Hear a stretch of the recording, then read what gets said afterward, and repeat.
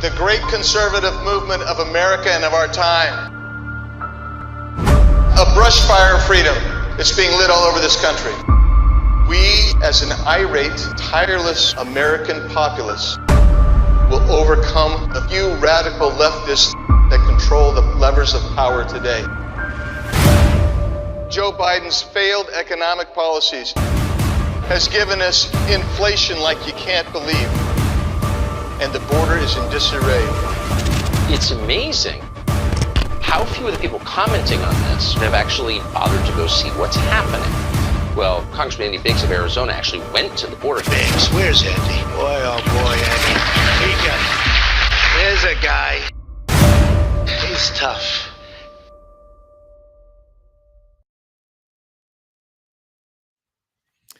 Hello, everyone. I'm Andy Biggs, Congressman from Arizona's 5th Congressional District. I am so pleased that you would join us on another edition of What's the Biggs Idea, our regular, or should I say semi-regular podcast. I am delighted to have with us my friend, Todd Bensman. Todd is he's a National Security Fellow at the Center of Immigration Studies. I think we've run into each other down at the border a time or two as well, Todd, have we not? Yes, we did spend some time down there on that border. Yeah, we have. And he is also the author of Overrun, How Joe Biden Unleashed the Greatest Border Crisis in U.S. History, and America's Covert Border War, the untold story of the nation's battle to prevent jihadist infiltration. He has 20 years of experience as an award-winning journalist. He has spent 9 years has 9 years of experience in Homeland Security intelligence as well. Todd is really one of the foremost experts on the border and on border security. Does a great job. I like to read his stuff. You can also find him because he is a fellow at the Center for Immigration Studies, and that leads us right into what we're talking about today. And we're going to talk about the southern border, the state of the southern border under President Joe Biden. We'll talk about Secretary Alejandro Mayorkas, and we'll talk about potential solutions to address the border crisis. But, you know, Todd, let's just talk about this. How did we get here? Well, before we even get there, let's just say, what is the status? Over 250,000 encounters in December. So tell us where we are today. What's going on that you're aware of on the border? Well, it's hard to believe that we are entering the third successive year of unbelievably record-smashing illegal immigration over that border. 32 months straight, constant, illegal immigration pouring over that border, where we're looking at now somewhere in the neighborhood of 5 million plus people that have hit that border. That would include gotaways at a minimum, 1.5 million gotaways, people that actually were detected by technology or footprints in the sand or whatever and got through unapprehended. The numbers are just continuing under the policies of this administration. Everything can be traced back to a particular day. Actually, you could pinpoint the day that it started, and it was Inauguration Day, January 2021. The numbers are just stair-stepping in an escalating fashion with no end in sight. Yeah. So when we consider it, I mean, it is astronomical, and you've been down there and I've been down there often. And I keep thinking it's really, truly, I keep thinking every time I go down there, I'm not going to see anymore. It just can't keep happening, but it happens every time, every day, 24/7.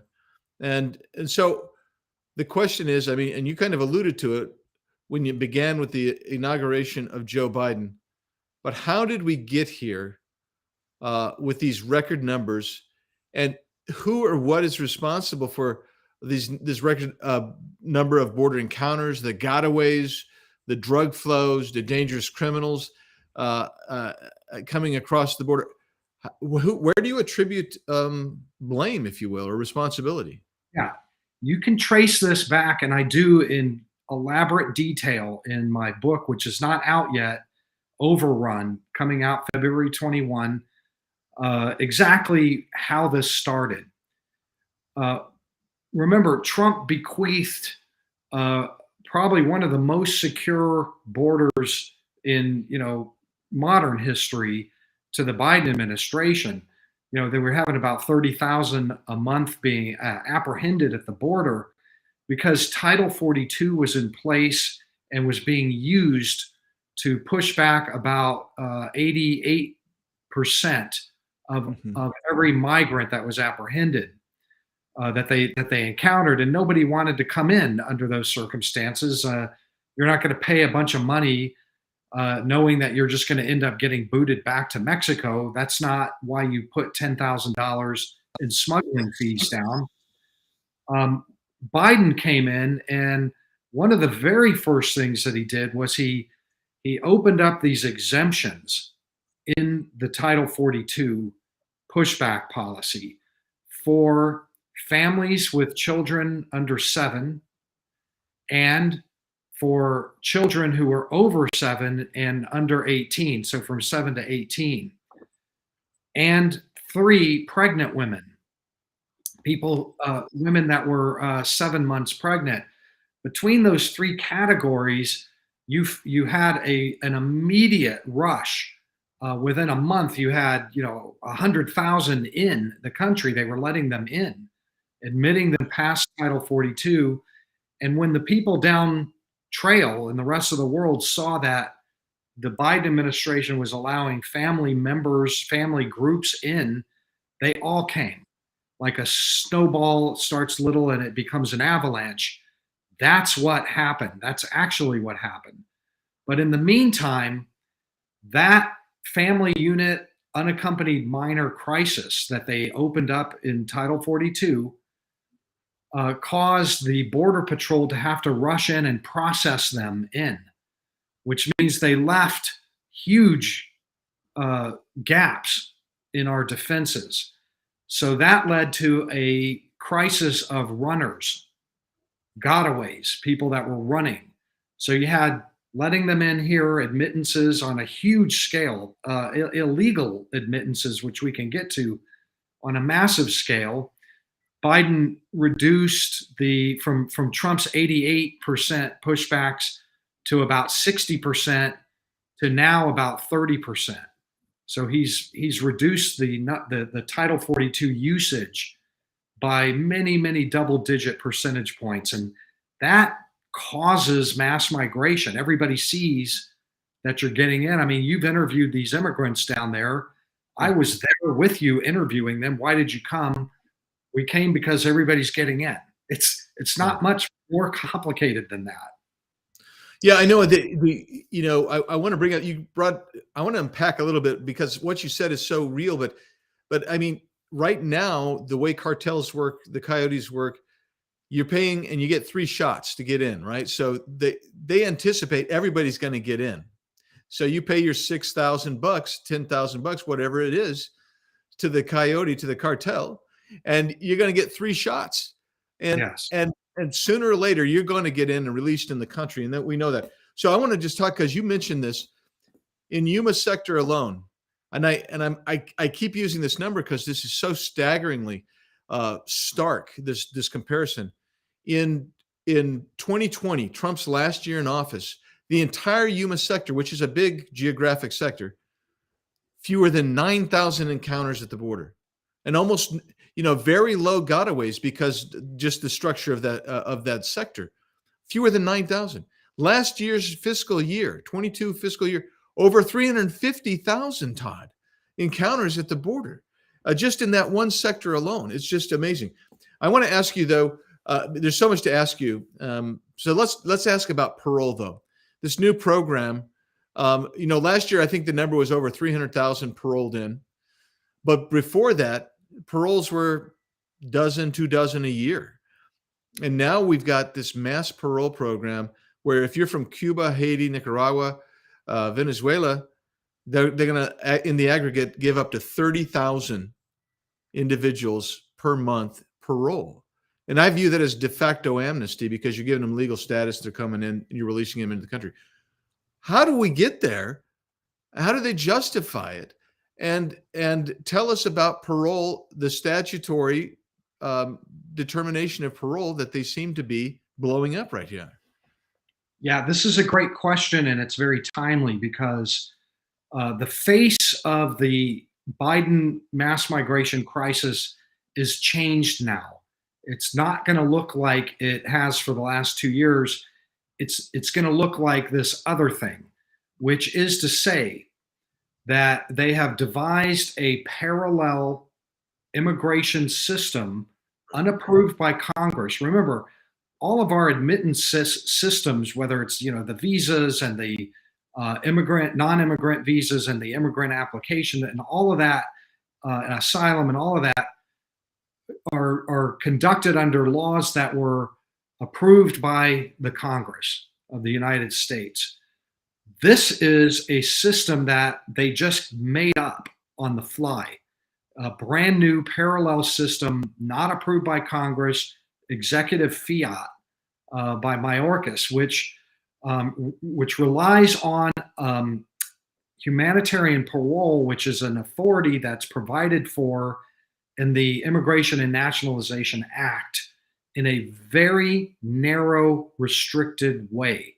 The reason that in the past you had maybe a dozen or 2 dozen granted parole is because the law actually says that it's on a case-by-case basis, that the Secretary of DHS can, think of a Mexican cop that's been shot 5 times and he managed to get over and he's climbing up the bank.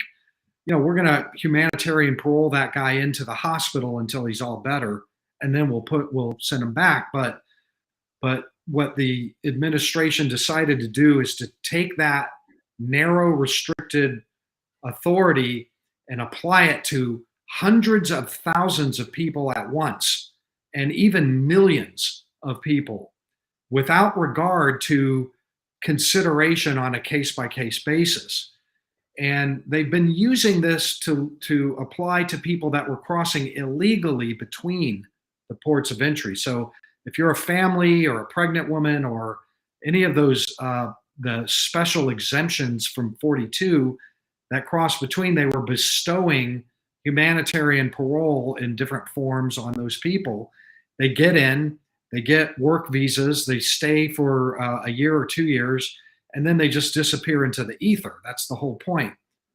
But the visuals of El Paso recently, and the visual of the Del Rio migrant camp, and the visuals of Yuma, the Yuma Gap, those 400,000 people that poured through there, was really politically damaging. So they decided to rechannel. This is important to understand because you won't ever see this, and that's the point of it, is that they are using 42 now to rechannel those hundreds of thousands of people to the ports of entry. Now you have to get in line at the ports of entry, and we'll give you humanitarian parole and bring you in, and we pre-legalize you. I put air quotes around that. Sorry for the air quotes. Yeah. So that the numbers, it's already happening. You're going to see that the January numbers are going to plummet. Instead of the 250,000 a month apprehensions, you're going to see 100,000, and they're going to come at you and say, look what we've done. We've fixed the border. The number of illegal apprehensions is way down, but the number of people is the same or higher that are getting in. They're just going to get in through the ports of entry. I did a big report on this in November, video report. You can go to CIS.org. I got into the inside of one of the operations back when they were doing it. They've been doing this for 8 months already. And that's what they do. They take you through the criteria. There's NGOs down there that are helping them get their paperwork, and then they get handed off right through the port of entry with work authorization. And for 2 years, they can be legal inside the United States. So Todd, and of course, when the 2 years expires, they're gone. They're, as you say, into the ether. They're illegal. Yeah. So when I'm looking at, there's just a couple things further to unpack on this. when you said earlier that there's basically a parallel system to the system that's official and created by the legislative branch and acceded to and signed into law over the years by the executive branch. This new approach seems to me it would have to have some kind of cooperation with the cartels south of the border. Because the cartels do not let anybody across the border, including legitimate trucking concerns. They're getting their VIG from, or the mordida, or whatever you want to call it, from the people who are coming through legitimately or illegitimately. So, what's the role of the cartels in all of this? How are they moving people across from between ports of entry, working with NGOs and the U.S. government now, ostensibly, to get them over to the ports of entry? Okay, so it's a little bit complicated. Just bear with me here. But the new parallel system that they've created actually will probably hurt the cartels, because one of the great benefits to the immigrants that want to get in line for this thing is that they get put into a shelter system that's rapidly expanding as we speak. They're building them constantly. They can't keep up with the demand already. 6, 8, 10, 12 shelters that are run Who's building by... those shelters? Pardon? Who's building them, and where are those shelters? The shelters are being built by the Mexican municipal governments in the individual cities, and funded also by the United Nations and by American NGOs. So they're a combination of government shelters and private shelters that are funded by nonprofits and the UN. Well, the immigrants that get into those shelters are actually in queue. If you go to Reynosa, you'll find a big camp there behind walls. That's one of the shelters. That's paid for by the city of Reynosa. If you go to Tijuana, I was in Tijuana and Mexicali, you can find those shelters funded by the city of Tijuana and one by Mexicali. And then there's feeder shelters. Well, the people that are in those shelters are relatively safe from the cartels, and they shouldn't have to pay. That doesn't mean the cartels aren't preying around the edges looking for a way in. But that is the reason why the numbers are so vastly growing. To get in line for this parallel system, they don't have to pay the peso.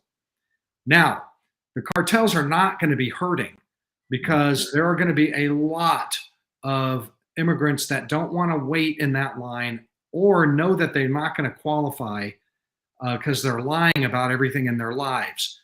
Those people are going to run. They're going to cross the border. And last month we had nearly 90,000 runners that are coming through, and those runners are paying. They're going to pay the cartels. So there's two sets of things that are going on here at the same time. Yeah, that is to me that's so fascinating. So what now we're kind of getting down the rabbit hole, but I got to ask you this, because I've looked at it and I believe this to be the case. Some of these United States NGOs, they get U.S. dollars through grants and other funding sources. So we're basically laundering U.S. taxpayer dollars to go down for NGOs to fund and help set up these shelters, to then bring these people into the country, where we will be their logistical arm when they get in the country as well. You're absolutely right. The United Nations, especially the UNHCR and the IOM, are deeply involved in providing huge sums. I mean, hundreds of millions of dollars in cash and vouchers to the immigrants all along the migrant routes from South America all the way here. I just recently wrote a very lengthy piece. You can find that also at CIS.org about their 2023 budget. They put their budget document online, and I found it, and they lay it all out. It's called Cash-Based Interventions. Their number for 2023 is $450 million that will go to debit and credit cards for 612,000 immigrants, hotel and hostel vouchers for shelter, for lodging. By the way, the cards can hold as much, be given as much as $400 a month. I mean, every 2 weeks. So $800 a month in the northern parts. It's pegged to cost of living depending on where you are. It might only be $100 down in Tapachula, but they're also providing. I mean, the document lays it all out, and they'll provide transportation. I mean, bus tickets for long distance transportation, so that the migrants can move free of charge from Panama all the way to Texas or Arizona. They are providing medical attention, treatment, food.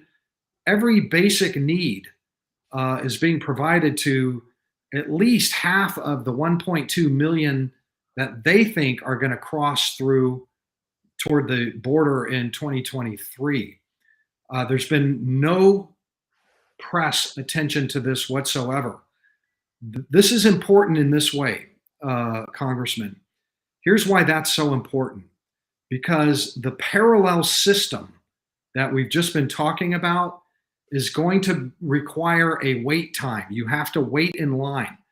The more days that pass, the longer the line gets, the longer the wait gets. And the United Nations is going to be there supporting them, supporting this new alternative parallel immigration system with U.S. tax dollars. The United States supplies the majority of the UN budgets. So that's some food for thought. I know some of the members are very upset by this, find it controversial, and have put up some bills to defund the United Nations. And I think that is worth a rigorous debate on the floor of the House. That's worth discussing. I think I'm one of those guys that's sponsored. Yes, you are. So let's okay, man. We're already almost out of time, so we got to go faster. What's the role of Alejandro Mayorkas in this setting up the establishment and compare vis-a-vis Joe Biden? And then after you then I'll tell you what my perspective is, because I think it's going to be the same, but it may be a little bit different. But where do you see that Mayorkas' role versus Biden's role? Yeah, I've written a lot about Mayorkas even before he was confirmed, and he comes from a place that is in the what I call the migrant advocacy industrial complex. He's from this far left universe, progressive left universe that believes that immigration enforcement and immigration laws like deportation and detention are immoral, that they're like Jim Crow laws or some like, separate but equal education laws from the 50s here. And he does not want to enforce any of the laws. And he has systematically removed them from application. He ended almost all deportation from the American interior for the first time ever. This is the first time that we've ever seen an executive branch take a position like this, that we don't want to enforce our laws. We want to make it orderly. We want to grease the pipeline in. We want to make it easy for the most people possible with the least political fuss and muss about it.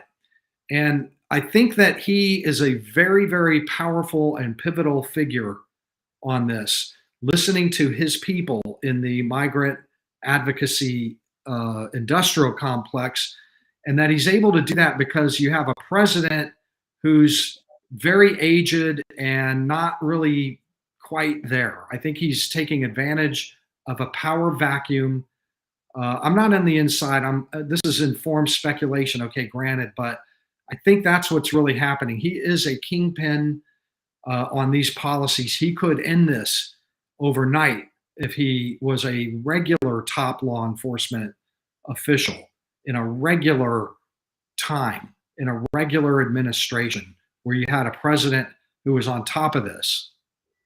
Yeah, Todd, I think we're in agreement because I view it.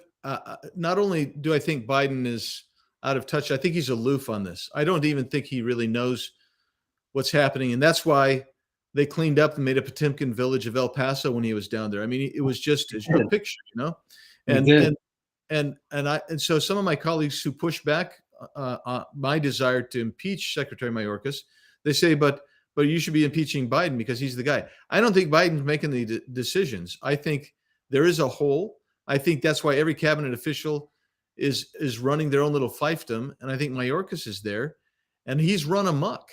And these are intentional policies. So when you talk about the establishment of a parallel system, it is because he does not want to enforce the laws of the current system. I mean, I think there's 1.2 million people who have removal orders. They've had due process. They've been told to leave, and he won't let them go. He won't let ICE, find any of them and remove them. And as long as you're not removing anybody, I just, offense is great. Remain in Mexico policy is good. Title 42, first safe nation. All of those policies are important. But if you never remove anybody who gets into your country illegally, and you start now talking about amnesty, we actually had a Republican go to Davos and talk about amnesty for everybody who's here. That's 30 to 40 million people. Nobody really knows, but those are the estimates. You will never see the end. You will never bring your border under secure control. No, so long as you are admitting and rewarding the people that are coming, then you can't possibly end this. You have to use deportation. I mean, these are unpleasant facts of civilization. You have to do unpleasant things in a civilization. I get it. But listen, I just came back from Mexico the week before last. I was down there in Monterrey. If you look at my Twitter feed, Bensman Todd, I posted a bunch of my interviews, and I always ask them what news at the American border changed to have you make this trip? And the answer universally is they're letting us in. Yeah. We sold everything we had and came as soon as we could. It's just really that simple. I mean, this is not about root causes and push factors and all that kind of stuff. That doesn't change anything in a quick way. What changes is when you open the gate and close the gate. It's just that simple. And that's right. Yeah. So Todd, Twitter handle is? It's Bensman Todd. And those interviews are up there. I put them up there. There they are, Venezuelans, Guatemalans, you name it. I'm asking them, why'd you come? Because they're letting us. Yeah.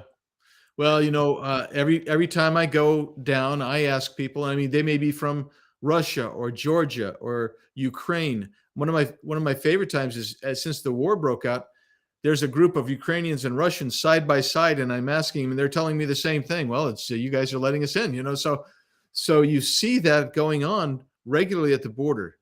We're out of time, but I just encourage everybody to follow Todd. Go to Center for Immigration Studies. Todd is going to give you on the ground information. He's also he's a scholar, so he can give you not just the on the ground, but he can give you the egghead version of this stuff. But I mean, the point of it is there's a lot out there. And I think the biggest takeaway here today, I've been talking catch and release, fake the fake parole, because it's really de facto amnesty. But when you start describing today, Todd, the parallel system being established under Secretary Mayorkas to skirt the underlying law, I think that is another count for his potential impeachment. That is just and to claim next month, you're going to hear them claim that they brought the border under control. Look at the numbers. Don't believe it. Yeah, you're right. That's what's going to happen. Well, hey, I thank everybody for joining us today. Todd Bensman, what a great guest. Thank you for the information. Thanks for all you do in this important area. And please join us next time on What's the Big's Idea?